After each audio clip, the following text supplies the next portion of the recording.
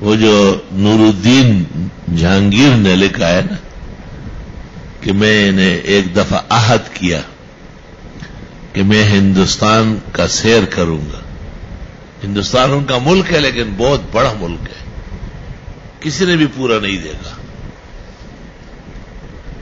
تو وہ کہتے میں 6000 فوج ساتھ کر کے اور راشن اور تمام تیاری اور کبھی ایک علاقے کبھی دوسرے کا اس علاقے میں میرا جانا ہوا جہاں وہ بزرگ موجود تھے جو مردوں کو زندہ کر. یہ سنا ہے کیسا؟ تو کہتے ہیں میں جب وہاں گیا مجھے خبر دی گئی کہ یہاں وہ بزرگ رہتے اور اس مسجد میں نماز پڑھنے آتے ہیں جو مردوں کو زندہ کرنا جانتا ہے. کہ میں نے وہاں پڑاؤ ڈالا, پھر اوکش ہوا, وہاں خیمے ویمے لگایا. کہ ان کو دیکھا میں نے نماز کے اوقات میں مسجد میں آتے تھے, باجماعت نماز پڑھتے تھے.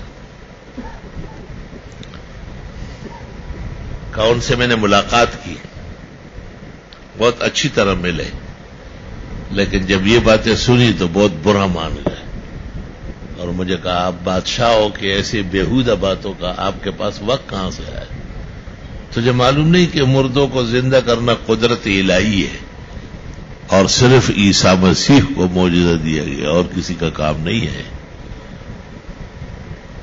لیکن مجھے بڑے پختہ مذاق سے کہا گیا کہ دیکھے بغیر جانا نہیں.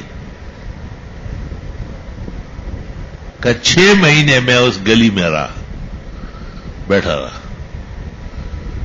اب مجھے میرے پاس آیا ایک دن فجر کے بعد, کہ یہاں سے جاتے کیوں نہیں, ہمارے لوگ بہت تنگ ہیں.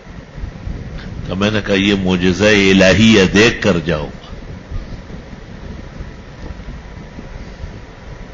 کہا اچھا آپ کا کوئی اچھا سپاہی مر جائے نا پھر مجھے بتانا. تو جہانگیر کہتے ہیں میرا ایک سپاہی تھا, اس کا نام ہے خواجہ آصف علی جا. یہ آگے چل کر اورنگزیب کا سسر ہے. اس کی بیٹی کی شادی اورنگزیب سے ہوئی. اورنگزیب جہانگیر کا پوتا ہے, لیکن بیٹے بڑے بڑے تھے, وقت پر شادیاں کرائی گئی. پوتے کی شادی بھی بادشاہ نے خود کرائی. کہا خواجہ آصف علی جا کے لیے میری دعا تھی کہ میری عمر اس کو ملے. اتنا وفادار جرنیل تھا وہ انتقال کر گیا. میں بڑا غمگین ہوا, بزرگوں کو بتایا تو بزرگ نے کہا کوئی ایسا شخص ڈھونڈو جو اس پر قربان ہونے کے لیے خود تیار ہو جائے. میں نے فوج میں اعلان کیا تو 20 آدمی کھڑے ہو گئے. حضرت نے کہا کہ 20 کی ضرورت نہیں, ایک چاہیے. ایک کا انتخاب کیا گیا اور 7 پشتوں تک ان کو سونا دیا گیا. 7 پشتوں تک. اور اس بزرگ نے ان کو اندر مردے کے ساتھ اگلے پلنگ پر, یہ لیٹا ہوا, اس کے ساتھ ایک اور پلنگ کا, اس پر آپ سو جائے. اور ایک وظیفہ اس کو دیا کہ یہ کلمات پڑھتے رہے اور آنکھیں بند کر لیں. آپ کو نیند آ جائے گی, بس آپ سو جائیں. کا خود آ کے باہر ہمارے ساتھ بیٹھ گئے اور دروازے کی طرف دیکھتے رہے.